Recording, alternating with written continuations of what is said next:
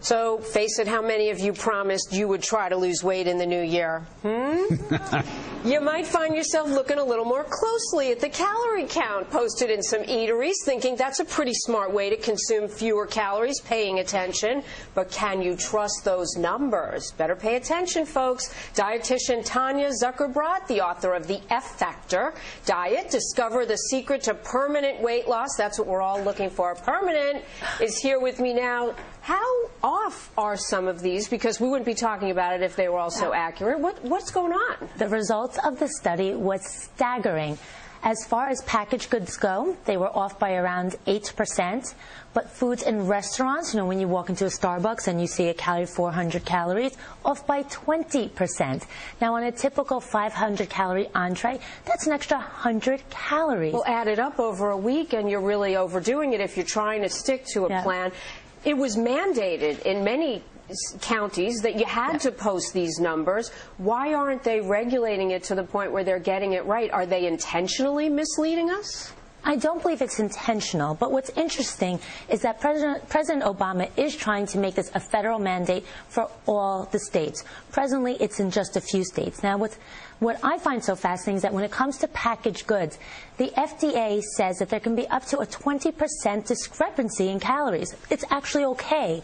But when it comes to the weight of the amount of food, it's got to be 99% correct. So portion size, it has to be 99% correct. But the calorie, like you brought some examples. Are these good choices? I'm not necessarily saying brands or not, but these frozen meals that supposedly are lower calorie, lower fat, they could be 20% off? Did you find that?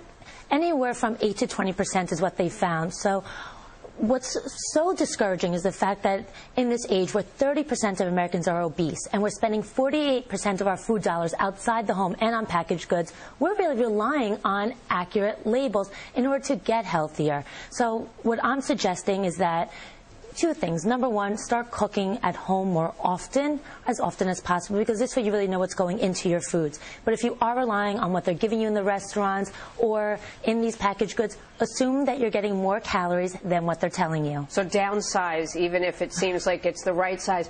What can we do if we're not cooks, though? The permanent weight loss. That's your philosophy. Yes. That's what your book tells us. Can you really achieve it? No, you can. And it goes back to eating more whole foods and actually getting away from the packaged foods that are ultra refined and lack fiber, which is why we're not satisfied.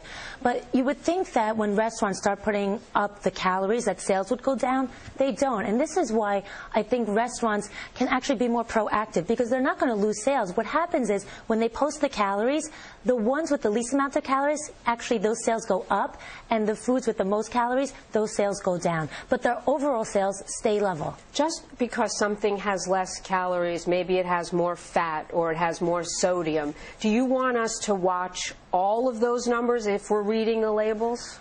At the end of the day, when it comes to weight management, the laws of thermodynamics state that calories in versus calories out. So whether you're getting all those calories from a high-fat meal or a high-carb meal, ultimately you have to create a caloric balance. All right, you hear that, Rick? I'm listening. Tanya Zuckerbrot, we have to go. Can I have the chicken parm? It's all you. Yeah, I'm going to go for the mac and cheese. Thanks. It's great to meet you. And permanent weight loss, that is what we're all striving for. Great tips. Thanks. Great information. Thanks very much.